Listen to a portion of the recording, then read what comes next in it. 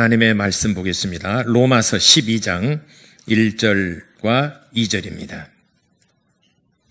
로마서 12장 1절과 2절에 있는 말씀 두 절을 같이 합독하겠습니다. 시작. 그러므로 형제들아 내가 하나님의 모든 자비하심으로 너희를 권하노니 너희 몸을 하나님이 기뻐하시는 거룩한 산 제물로 드리라. 이는 너희가 드릴 영적 예배니라. 너희는 이 세대를 본받지 말고 오직 마음을 새롭게 함으로 변화를 받아 하나님의 선하시고 기뻐하시고 온전한 뜻이 무엇인지 분별하도록 하라. 아멘. 하나님은 섬김을 받으시는 분이시다. 두 번 하겠습니다. 시작. 하나님은 섬김을 받으시는 분이시다. 하나님은 섬김을 받으시는 분이시다. 아멘. 하나님은 섬김을 받으시는 분이신데 섬기는 자가 어떻게 섬길 것인가 하는 문제를 우리가 깊이 생각해야 됩니다. 섬김을 받으시는 이의 뜻과 상관없이 각자 자기의 마음에 원하는 대로 각자 마음에 생각한 대로 정결한 예식을 좇아서 섬긴다라고 하는 것은 그거는 섬김을 받으시는 자에 대한 올바른 모습이 아닙니다.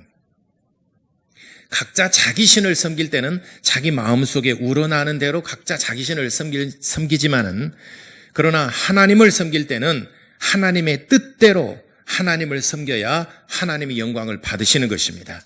그래서 하나님을 섬기는 데 있어서는 규범이 있어요. 법이 있다는 것입니다. 그래서 하나님께서 모세를 부르셔서 하나님을 어떻게 섬길 것인가 하는 계명을 주시고 이스라엘 백성들에게 선포하시고 가르치게 하셨어요. 그래서 하나님께서 모세를 그 시내산에 부르셔서 하나님께서 하나님을 섬기는 법을 크게 두 가지 법을 주셨어요. 하나는 율법이고 하나는 성막법입니다. 율법은 하나님의 계명을 지켜 행하라고 하는 것이고, 성막은 하나님을 섬길 때, 제사를 드릴 때 어떻게 하나님 앞에 제사를 드릴 것인가 하는 이 두 가지 계명을 주셨습니다. 그리고 이것을 단지 이거를 가르치는 것으로 끝나는 것이 아니라 그들의 삶 속에서 이루어지도록 40년간 이스라엘 백성들을 훈련시키셨습니다.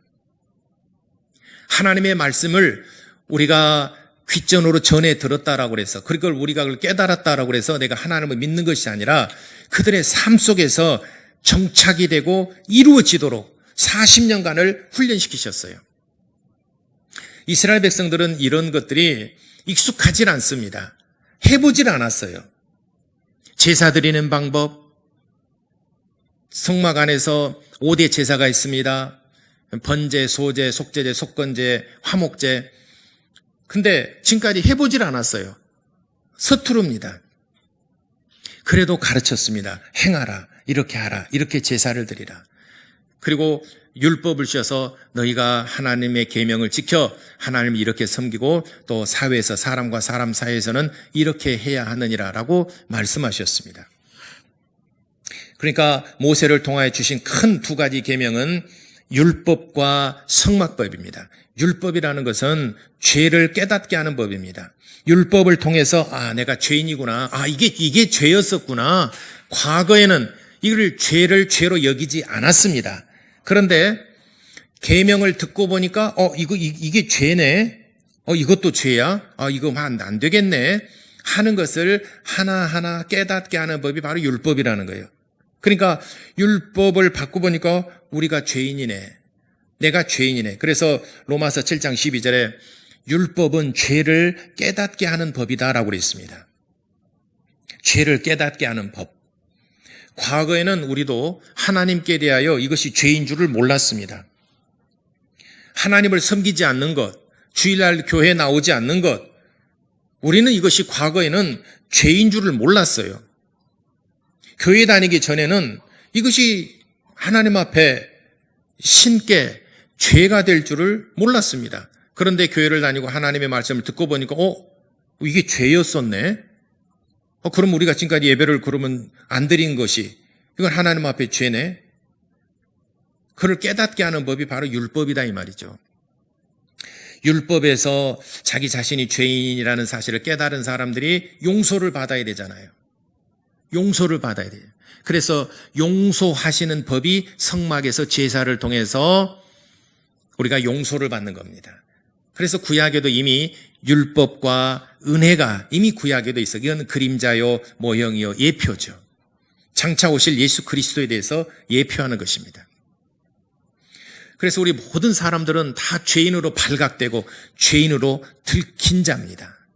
과거에 우리가 하나님 앞에 나오기 전에는 죄에 대해서 무감각하고 죄에 대해서 들키질 않았어요.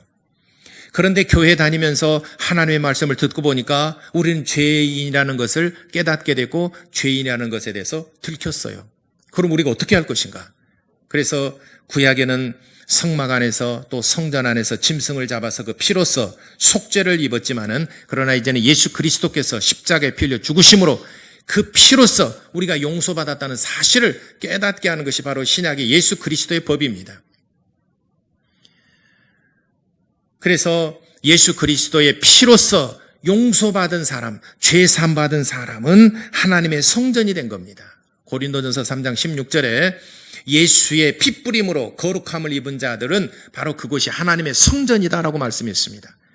구약에는 성막과 성전이 굉장히 규모가 있고 또 그 성막을 지을 때나 성전을 지을 때 보게 되면 그 값이 굉장합니다. 성전은 대략 1조 원 이상이 들어갑니다. 성전을 지을 때 그 비용이 1조 원 이상이 들어갈 만큼 굉장히 규모가 큽니다. 그래서 그 안에서 성막이나 성전 안에서 짐승을 잡아서 그 피로써 제사를 드립니다.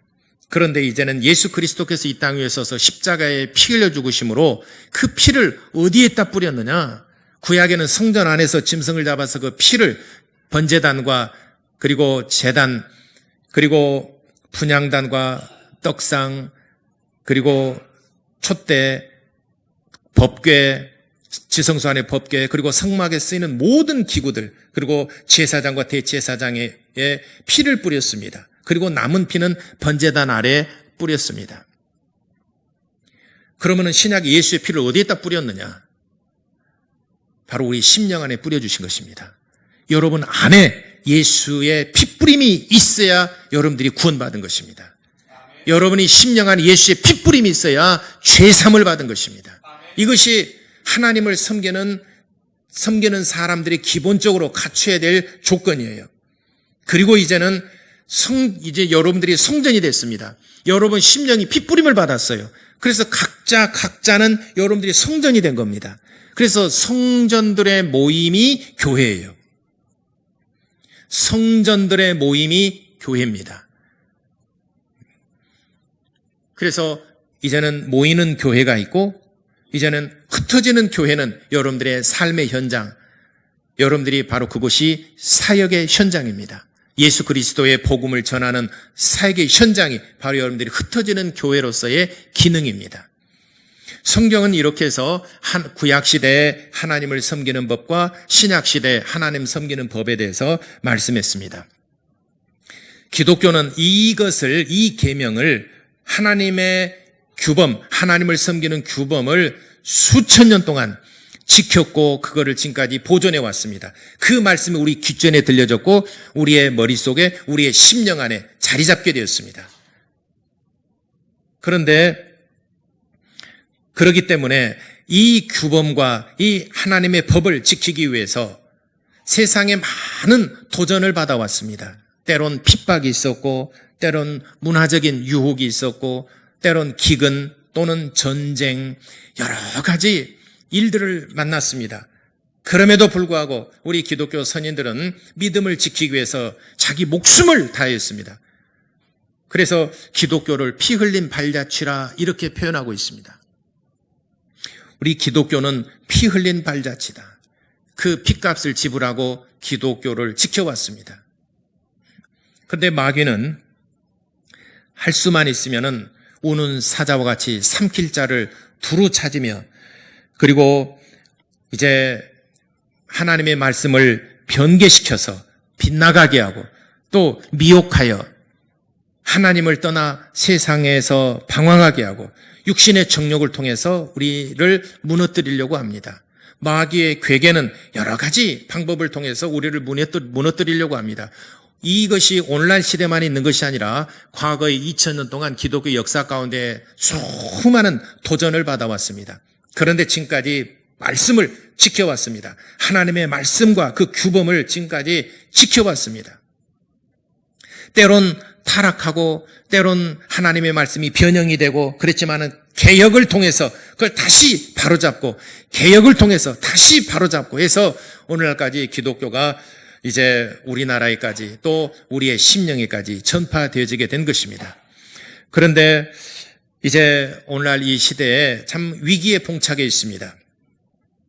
바이러스로 인해서 좀 많은 일들이 일어나고 지금까지 생각지도 않았던 많은 일들이 벌어지고 있습니다. 온라인 예배라는 것이 벌어지고 있고 또 차 안에서 예배를 드리는 광경이 이어지고 있고 또 학교에서는 온라인 수업이라고는 지금까지 전대미문에 지금까지 들어보지도 못한 해보지도 않은 온라인 수업을 하게 돼 있고 그러니까 일선 교사들이나 교육부나 일선 교사들 또 학생들 학부모들 막에 사회적으로 좀 혼란스러울 때입니다. 제1선에서 일하는 교사들이 정말 이게 온라인 수업을 할 때 좀 준비가 안 돼 있기 때문에 굉장히 아마 어렵고 힘들 겁니다. 이런 사회와 문화가 굉장히 많이 변해 과거에는 생각지도 못한 일들이 지금 막 벌어지고 있고 앞으로도 그렇게 될 거예요. 우리의 기대와 희망은 언젠가는 이제 바이러스가 종식이 되고 예전처럼 일상으로 다시 돌아와서 예전처럼 평안하게 됐으면 좋겠다. 그때가 반드시 오겠지라고 생각하는 것이 우리의 기대고 요망이지만은 그러나 그런 시대는 오지 않는다는 것입니다. 왜냐하면 흘러간다는 게 문화와 이 세대는 흘러간다는 것입니다. 이런 표현을 요즘에는 뉴 노멀이라고 표현하고 있습니다. 뉴 노멀 시대가 이제는 오죠. 노멀이라는 것은 보통, 일상, 평범한 이런 말이죠. 근데 뉴 노멀이라는 것은 2003년도에 처음으로 이 용어를 사용하기 시작했는데 그 뒤로 2008년도에 글로벌 세계 이제 금융 위기가 올 때 그때 미국에서는 모기지론으로 인해서 미국의 경제가 막 휘청거리니까 전 세계가 굉장히 어려웠습니다. 그때 이제 2008년도에 글로벌 경제 위기가 닥쳐올 때 새롭게 나던 세계 경제의 질서가 다시 리셋이 됐어요. 그래서 과거에는 비정상적이고 뭐 그럴 수 있겠어. 비정상적으로 여겼던 것이 그것이 점점 표준화되고 그것이 우리 일상으로 옮겨졌다는 것입니다. 그래서 이제 원래 상태에서 다른 상태로 옮겨가는 트랜스포메이션 되어가는 과정이죠, 지금. 그럴 때는 많은 고통을 수반하게 됩니다. 다시 말해 원래 상태에서 다른 상태로 옮겨가는 것은 많은 고통을 수반합니다. 세상 그렇게 변하고 있습니다. 그런데 이런 위기가 오게 되면은 돈을 버는 것은 소수의 사람들이고 나머지는 변화에 적응하지 못해서 많은 것을 잃게 되는 경우가 많습니다. 이것이 지금까지 지내온 역사 속에서 나타난 얘기입니다. 우리 교회도 마찬가지고 우리 영적인 상태도 마찬가지입니다. 우리 교회와 우리 각자 심령들도 마찬가지입니다. 처음에는 이것이 무엇이 돼? 이게 뭐지? 온라인 예배 드려서 이게 되는 건가? 라고 시작을 하면서 그게 설레이고 두렵기도 하고 하지만은 그러나 나중에 그것이 지금은 뉴 노멀이 나중에 노멀이 되어져 간다는 것이죠. 그러면서 예전처럼 그렇게 복원되어지는 것은 아니고 새로운 시대가 이렇게 온다는 것입니다. 그래서 교회의 형태도 많이 변화되게 될 것이고 우리의 심령도 변화된다는 것입니다. 예전처럼 우리가 막 사모하고 갈급해하고 영적으로 충만하고 그런 시대보다는 온라인 예배를 드리게 되면은 아무래도 그런 것들이 떨어진다는 것입니다. 1990년 이후로 IT 산업이 전 세계를 이제는 품에 안게 됐습니다. 그래서 IT 산업의 발전으로 인해서 세계 경제가 이제 풍요를 누리게 되었고 세계는 아주 급변하게 되었습니다. 그 중에 하나가 이제 우리 이제 중국의 알리바바라고는 대기업이 있습니다. 알리바바가 2003년 5월 10일 사스로 인해서 이제 위기에 봉착하게 됐습니다. 2003년도에 사스고 2015년도에 메르스가 왔잖아요. 2003년도에 사스가 왔을 때 알리바바는 그걸 트랜스포메이션이 됐어요. 뭐냐면은 온라인 상거래로 완전히 기업 체제를 유통업체를 바꿔버린 것입니다. 온라인 상거래로 완전히 바꿨어요. 탈바꿈했습니다. 그래서 매출이 급격히 오르게 됐습니다. 여러분도 지금 거의 웹사이트에서 많은 거래가 이루어지지 않습니까? 여러분 지마켓이나 11번가나 쿠팡이나 또 특정 기업마기 또 뭐 있어요? 다 얘기해 보세요. 이런 것들이 많지 않습니까? 웹사이트 상에서 다 구매가 이루어지고 결제가 이루어지고 실제로 실험을 했어요. 한 사람을 이제 방에다가 집에다 넣어놓고 컴퓨터 한 대만 줬어요. 그리고 한 달 동안 밖에 나오지 말라고 그랬어요. 살 수 있겠느냐? 한 달 동안 집 안에서 있으면 살 수 있겠느냐? 한 달 동안 지내고 보니까 너무 재밌다는 거예요. 너무 즐겁다는 거예요. 왜냐하면 먹고 싶은 거 다 주문해서 다 먹어요. 먹고 싶은 거 다 먹고 그 안에서 게임을 다 하고 만나고 싶은 사람 다 불러가지고 화상 이게 다 채팅하면서 너무 한 달 동안 너무 간섭도 안 받고 내가 바라던 건데 너무 재밌더라는 거예요. 그런 시대가 앞으로 온다는 것입니다. 과거에 100년 전만 하더라도 또는 50년 전만 하더라도 방 안에다 가둬놓고 한 달 동안 너 먹고 살겠느냐? 못 살아요. 첫째 먹을 것도 없어요. 사람이 그립습니다. 제가 그 목 디스크로 수술을 받으신 분인데 그분이 이제 그 병원에 입원해 독방을 쓰게 됐어요. 독방이라 하면 좀 감옥 같은 게 1인실을 쓰게 됐어요. 독방이라고 안 하죠. 1인실이라고 그러죠. 감옥에서 독방이라고 하는데 1인실을 쓰게 됐어요. 한 달 동안 지냈습니다. 제가 몇 번 신방을 갔는데 한 달, 2달째 돼가니까 목사님 말을 잘 못하겠어요. 언어를 잃어버리게 생겼어요. 이게 말을 하더라도 이게 입이 점점 굳어지는 것 같아요. 나 그때 정말 충격이었습니다. 그게. 한 달 동안 말을 안 하면은 입이 안 열려진다는 거죠. 생각은 있지만은 언어가 표현이 안 된다는 거죠. 2달 동안 1인실에 있다 보니까 언어를 잃어버리겠다는, 너무 입이 밥 먹는 거 이외에는 할 말이 없다는 거죠. TV 시청하고 그러니까 입을 열지 않으니까 언어를 잃어버린다는 거죠. 예.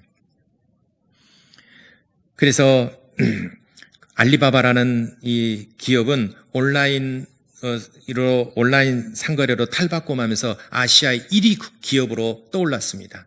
아시아에서 최고의 기업이 됐습니다. 그리고 온라인 상의 그 상거래로 인해서 세계 최고의 기업은 아마존입니다. 근데 아마존과 쌍벽을 이룰 만큼 알리바바 기업이 엄청나게 성장을 했습니다. 그것이 사스로 인해서 탈바꿈에서 급성장한 비대면 상거래죠.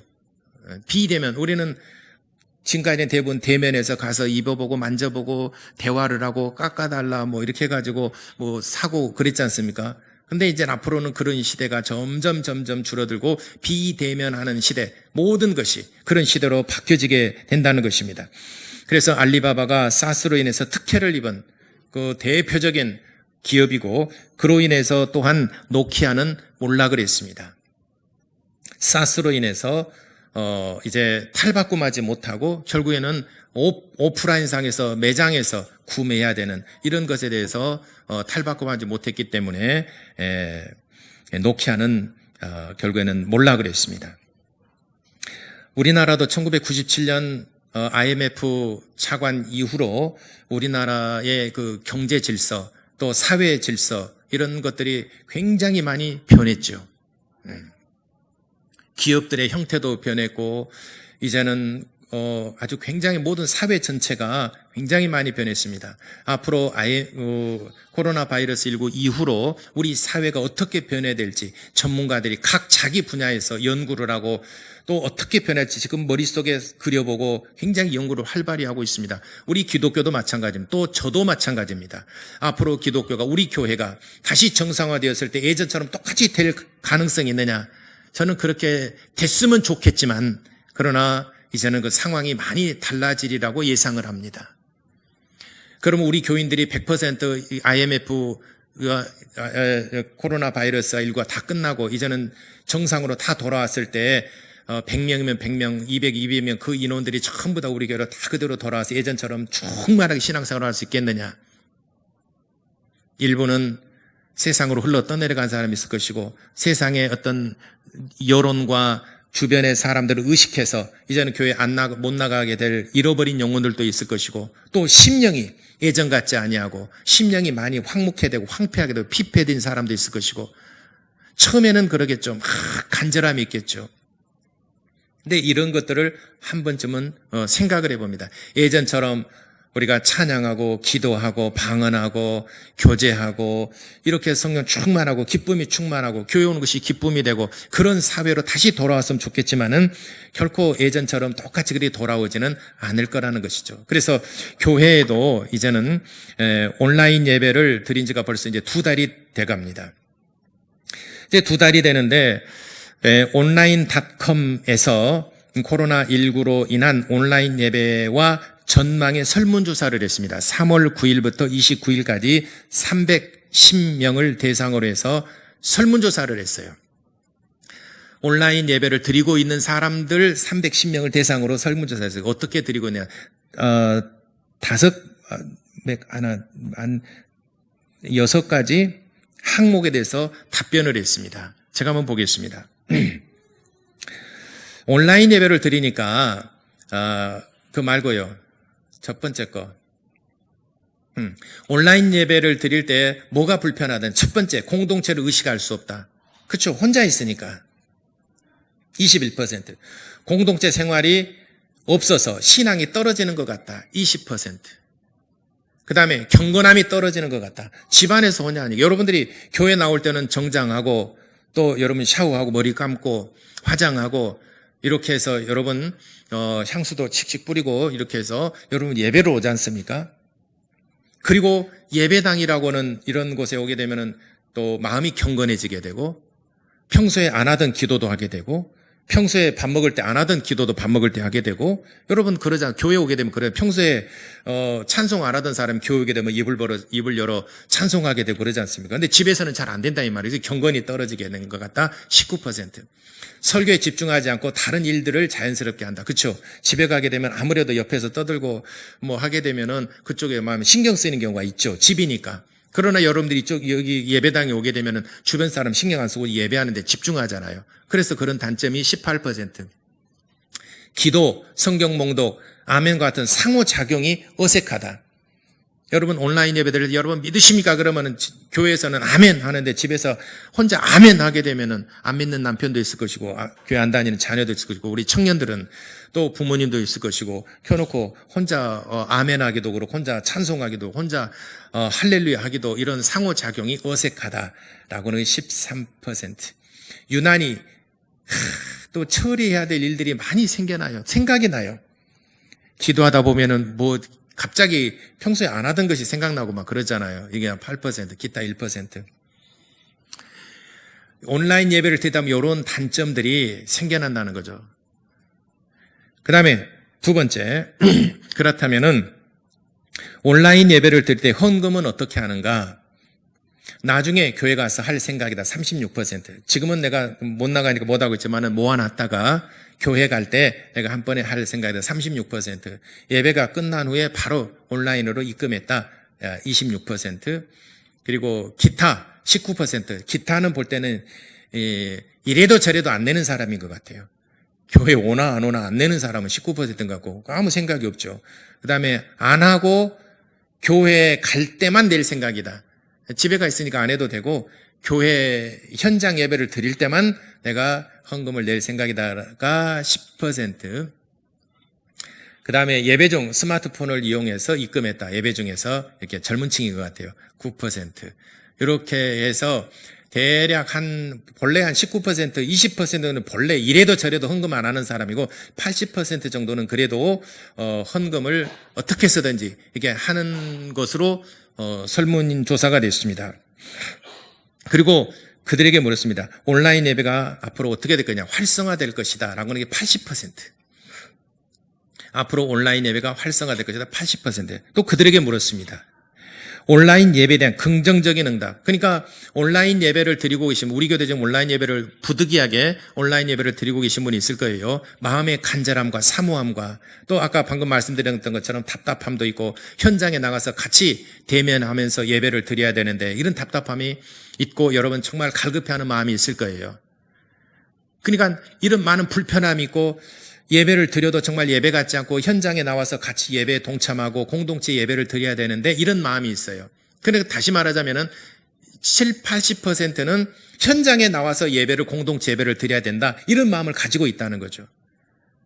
온라인 예배는 임시방편으로 우리가 어쩔 수 없이 드리는 것이지 예배다운 예배는 현장에 나와서 예배를 드려야 된다라고 생각하고 있다는 것이죠.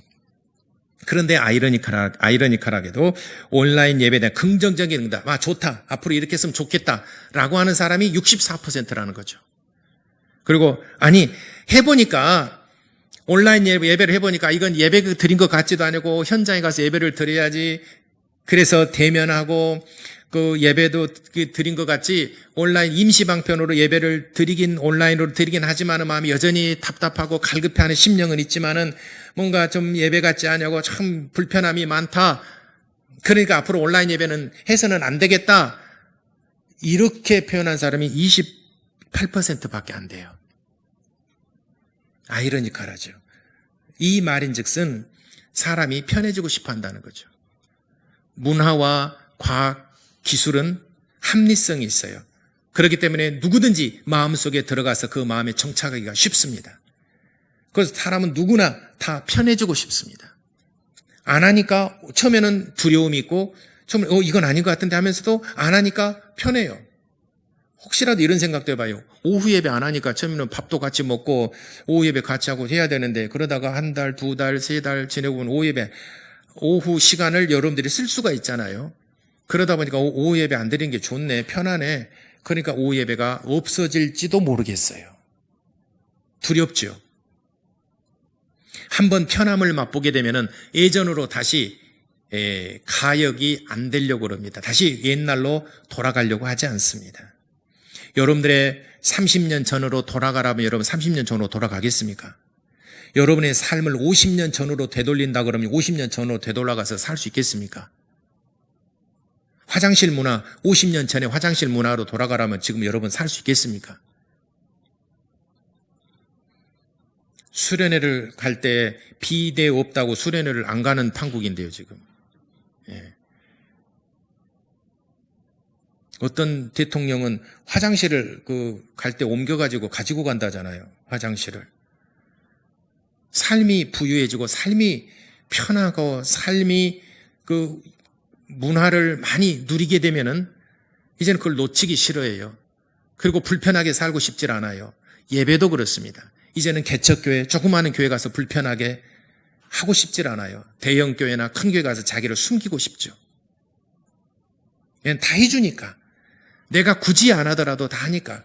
개척교회나 중소형 조그마한 교회는 내가 다 해야 되니까 시선이 집중되고 그러니까 부담되니까 앞으로는 그런 불편함을 감수 안 하려고 그런다는 것이죠. 그런데 이건 이제 온라인닷컴에서 설문조사를 한 온라인 예배를 드리는 분들의 설문조사라는 것이고 미래 목회와 말씀 연구원 목사님 40명의 목사님들이 토론한 결과가 있어요. 이제는 그분들의 토론한 내용이 굉장히 많아요. 근데 결론은 뭐냐면은 온라인 예배의 한계가 있다. 목회자들의 입장에서 볼 때입니다. 아까는 온라인 예배를 드리는 사람 입장에서는 예배 같지도 않냐고 뭔가 좀 그런 점이 있었는데 해보니까 편하기는 해요. 그러니까 앞으로도 이렇게 했으면 좋겠다라고 하는 편해지고 싶은 그런 마음이 자리 잡고 있는데 이제 목회자들 입장에서 미래 목회와 말씀 연구원 목사님들의 입장에서는 온라인 예배는 한계가 있다. 이건 임시방편. 이건 어쩔 수 없이 전시랄지 또는 이런 바이러스랄지 또는 기근이랄지 어쩔 수 없이 이렇게 할 수밖에 없는 상황에서 한두 달은 그렇게 할 수 있지만은 이것이 기독교의 문화가 되어서는 안 되겠다라고 하는 것이 거의 목사님들의 중론입니다. 그래서 향후 모이는 예배 드릴 때는 뜨거운 영적 체험, 말씀으로 충만한 예배, 감동된 예배를 드려야 될 필요성이 절실하다라고 입을 모았습니다. 그렇기 때문에 이제 코로나 바이러스가 이제 스치고 지나가는 이후에 우리 문화는 비대면하는 것이 일상화되게 될 것이라는 거죠. 비대면. 말하자면 이제 모든 삶이 대면하고 서로 간에 차를 마시고 나누는 것이 아니라 모든 것이 비대면하는 거예요. 예를 들어서 간단하게 여러분 실생활에서 하이패스 있잖아요. 예전에는 이렇게 돈 내고 이렇게 할 때 길을 모르게 되면은 물어봤잖아요. 근데 하이패스가 있으니까 쑥 지나가잖아요. 내비게이션이 다 얘기해 주니까.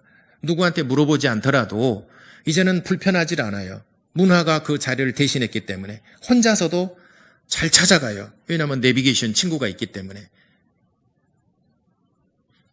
저번에 제가 초창기 때는 내비게이션이 없었을 때 길을 찾아가려면 지도책 보고 또 그 마을에 들어가게 되면은 물어봐야 됩니다. 한편은 저쪽에 춘향 다음에 이양이 끝털인가요? 춘향 다음에 이양인가요? 보성하고 이렇게 장 나눠진 데가 이양면이죠. 거기 끝털이 가가지고 삼거리에서 상갓집, 장례식에 이제 상갓집을 가는데 거기 이제 이양 오른쪽으로 딱 들어서 첫 번째 전방이 있더라고요. 첫 번째 전방에 들어가가지고 물어봤어요. 할아버지도 계시고, 그래서 비가 약간 보슬비가 내렸어요. 그래서 내가 보슬비가 내려서 이게 보통 사람 물어볼 때 그러잖아요. 윈도우를 딱 내리고 물어보잖아요. 저 어르신, 여기 이거 시골 동네에 누가 사람 죽고 그 상갓집이라면 누가 다 알잖아요. 그래서는 그 초상집이 이거 어제 그 초상 났는데 그 상갓집을 가려고 하는데 상갓집이 어디로 가야 되나요? 물어봤어요. 딱 내리고. 그랬더니 그 할아버지가 한 두세 분 계셨는데 딱 내려보더만은 내로래요. 그래서 또 어른이 또 시골 마을에도 어른이 또 물어본 또 이렇게 하니까 또 내려갔죠. 그랬더니 젊은 사람이 길을 물어볼 때는 내려서 공손하게 물어봐야지 차 안에서 그렇게 물어보면 쓰나? 죄송합니다. 불과 몇십 년 전이에요. 불과 한 30여 년 안팎 전에 그랬어요. 죄송합니다. 근데 어디쯤에 저기 올라가서 이렇게 가르쳐줘요. 지금은 그런 서러움 안 당해도 돼요. 안 물어봐. 안물, 안굼. 안 물어보고, 뭐라죠? 안 물어보고, 안 궁금하고, 안 물어보고, 안굼, 안물. 맞아요? 요즘 시대는 안굼, 안물. 궁금하면 어디서가 물어봐요? 네이버에 가서 물어보면 돼요. 다 가르쳐줘요. 요즘 시대가 많이 그렇게 변했습니다. 그래서 앞으로는 비대면. 공항에 갈 때도 여러분이 이제는 과거에는 전부 다 줄 서가지고 카운터에 가서 모든 절차를 수속 절차를 밟았지만은 지금은 이제 다 단말기 기기가 있어요. 그래서 여권을 딱 집어넣고 거기에다가 스캔하고 해서 조금 눌러가지고 자기가 그 보딩 카드 받아가지고 바로 올라갑니다. 제가 2015년도인가 16년도인가 그때 우리 한국에는 그런 게 없었어요. 그때 당시에는 2014년이고 5년이 건물이 없었어요. 미국에 갔더니 그 단말기만 있고 사람이 없어요. 할 줄 알아야지. 그리고 이게 또 다 또 외국이니까 서툴잖아요. 이게 고민이 돼요. 일단 올려봤어요. 올려봤는데 도무지 모르겠어. 뭐가 뭔지. 그래서 직원 불렀어요. 불러가지고 나 잘 모르게 좀 해달라고 우리가 도와줘가지고 이걸 했는데 이제는 앞으로는 비대면. 제가 또 한번 그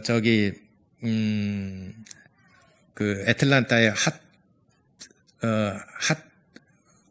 그 공항인데 무슨 공항이지? 그 공항에서 저기 그 버팔로 나이아가라 바로 아래에 있는 공항이 있어요. 버팔로 공항이 있어요. 거기 가려고 하는데 또 복잡하니 외국인은 또 잘 모르겠어요. 그래서 거기서 이제 하려고 그러는데 잘 모르겠어요. 어디서 체크를 해야 되는지. 사람들은 워낙 많고 그러니까. 그래서 내가 일하시는 그 직원한테 물어봤죠. 버팔로 공항 어디 가냐고 그랬더니 뭐라고 여러 번 물어봤었는데 버팔로 인터내셔널 에어포트 그랬더니 버팔로? What? 버팔로? What? 버팔로? What? 그래서 나이아가라 아래에 있는 그 공항 하나 그러니까 이해를 해요. 나이아가라 아래에 있는 공항에서는 제가 원음은 제가 모르니까 제가 안 할게요. 저 발음이 전혀 틀려요. 이렇게 발음하는구나. 우리 사모랑 작년에 갔잖아요. 비염 때문에 약을 살라는데 알러지. 그러니까 알러지. 모르겠다는 거예요. 알러지. 발음이 틀리니까 언어가 소통이 안 됩니다. 앞으로는 이런 비대면, 여러분 음식을 시켜 먹을 때도 그렇잖아. 이제는 가게에 들어가게 되면 내가 뭘 먹을 것인가 터치해서 카드 넣고 빼가지고 기다리고 와서 갖다 먹고 사람한테 주문하는 것이 아니라 기계한테 주문을 하고 이런 것들이 앞으로 굉장히 활성화되고 앞으로 기업들 앞으로 우리 사회 일상 모든 분야에서 비대면 하는 기업들은 성장하고 발전되겠지만은 오프라인에서 이런 것만 주장하는 그런 상거래랄지 모든 것들은 아마 굉장히 디클라인 될 가능성이 굉장히 많습니다. 이런 전문가들이 하는 얘기입니다.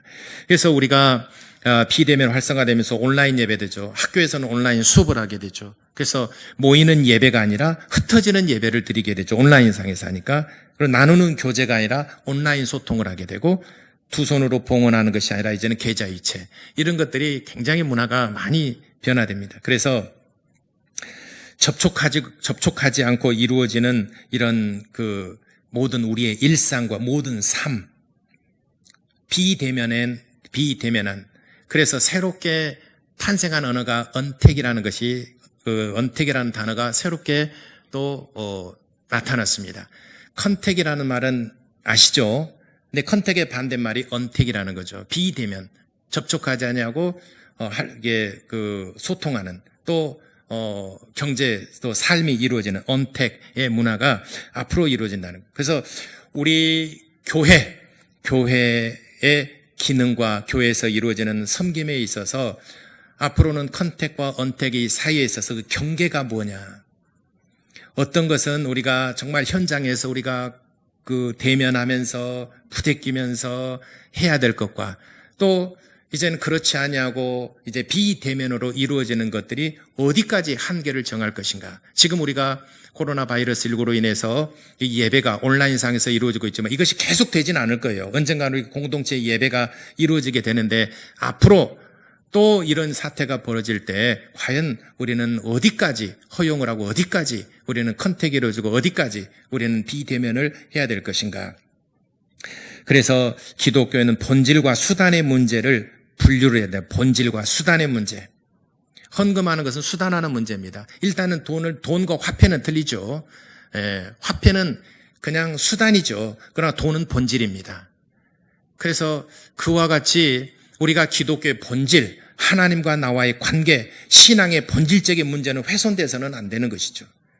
그러나 이것을 옮기는 수단, 복음을 전파하는 수단, 또 헌금하는 수단, 또 화폐로 할 것이냐 아니면 온라인으로 할 것이냐, 이런 수단과 방법에 있어서는 얼마든지 비대면으로 이루어질 수가 있는 것이지만은, 전도할 때도 비대면으로 이루어질 수 있는 것이죠. 복음을 전하는 수단이니까. 그러나 본질적인 문제, 하나님과 나와의 만남에 있어서는 정말 이 본질적인 문제, 우리가 회개하고 하나님의 은혜를 받는 것에 대해 본질적인 문제, 예배, 하나님 앞에 성전들이 모여서 하나님 앞에 예배드리는 것, 이건 본질적인 문제는 바뀌어져서는 안 된다는 것입니다. 지금까지 기독교 2000년의 역사 쭉 내려오면서 전쟁과 기근과 또 바이러스, 여러 가지 이런 것들로 인해서 또 사회, 정치, 경제가 변함에 있어서 기독교는 많은 도전을 받아왔습니다. 그래서 그 형식과 그 껍질은 많은 변화를 가져왔지만, 그러나 기독교의 본질적인 문제는 지금까지 흐트러짐이 없었습니다. 그 말씀을 우리가 성경에서 배웠고, 또 성경을 따라서 우리가 지금까지 하나님의 말씀을 들었고 그렇게 섬겨왔습니다. 지금은 이제는 기로에 섰습니다. 예전처럼 코로나 바이러스19가 종식되고 예전처럼 돌아온다 하더라도 우리의 심령, 문화, 또 사회, 환경, 그리고 경제, 이런 것이 예전과 똑같지는 않을 것이라 이 말이죠. 그래서 우리가 정말 한 가지 분명히 명심하고 알아야 될 것은, 신앙의 본질적인 문제는 절대로 내 목숨을 다해서, 내 정말 힘을 다해서 이것은 지켜야 된다는 것입니다. 신앙의 본질적인 문제는 이건 건드릴 수 없는 거. 이걸 신앙의 본질의 문제를 건드리는 순간 타락하게 되고, 건드리는 순간 우리는 생명을 잃어버리게 될 것입니다. 기독교는 변질될 것이고 기독교는 변형될 것입니다. 이것을 건드릴 수 있는 신앙의 본질적인 문제. 그러나 이제 수단과 방법의 문제에 있어서는, 형식의 문제에 있어서는 이제는 어느 정도 사회, 또 경제, 그리고 이 문화 속에서 어느 정도는 컨택이 이루어지게 될 것입니다. 여러분, 이런 정말 기로에 서서 지금 우리가 좀 우리 이 경제와 또 우리의 삶, 그리고 우리의 신앙적인 면에 있어서 이런 경계에 서서 앞으로, 지금까지 우리가 하나님을 섬기며 이렇게 살아왔는데 앞으로 이제 우리가 바톤을 후손들에게 넘겨줘야 되는데, 변질되지 않은 정말 우리 신앙의 본질적인 문제를 그대로 끌어안고 그것을 전달해 줄 수 있겠느냐, 우리의 과제입니다. 우리의 기도 제목입니다. 저도 작년까지만 해도 이런 문제에 대해서는 생각도 해본 일이 없었어요. 작년까지만 해도 이런 걸 생각지도 못했고, 또 드라이브인 월십, 그런 교회들이 있어요. 그런 문제들에서는 제가 저번에도 말씀드렸습니다마는 여러 군데 봤어요. 여러 군데 그 드라이브인 워십을 하는 교회를 여러 군데 봤습니다. 근데 그 교회는 드라이브인 워십만 드리는 것이 아니라 그 현장 예배도 같이 합니다. 병행합니다. 그런 교회들이. 그런데 그런 교회들을 보고 타락했네. 속으로 그렇게 생각했어요. 차 안에서 예배드리고 그거는 안 된 일이다라고 생각을 했는데 불과 5년 전에 제가 그걸 봤는데 지금은 온라인 예배와 현장 예배 중간 현장에 가기는 가는데 바이러스로 인해서 차 안에서 예배를 드리고 여러분 믿으십니까? 그러면 빵빵 하고 아멘이죠 그게. 또 여러분 다음 주에 1부 2부 예배 그대로 한 주간 더 1부 2부 예배 그렇게 드립니다. 이해하시겠습니까? 그러면 깜박깜박 누른대요. 비상등. 이해했다는 거죠. 왜 저기 깜박깜박 안 해요? 그러면 깜박깜박 이제 늦게 돼요. 그래서 차에서 빵빵거리는 것이나 비상 신호등을 통해서 깜박깜박이를 통해서 내가 이해를 했다는 거죠. 그리고 불만 있으면 이제 라이트를 켜가지고 이제 표시도 하게 되겠죠. 구원받을 때 차랑 같이 올라가려야 되는 모양이고. 전지 모르겠지만,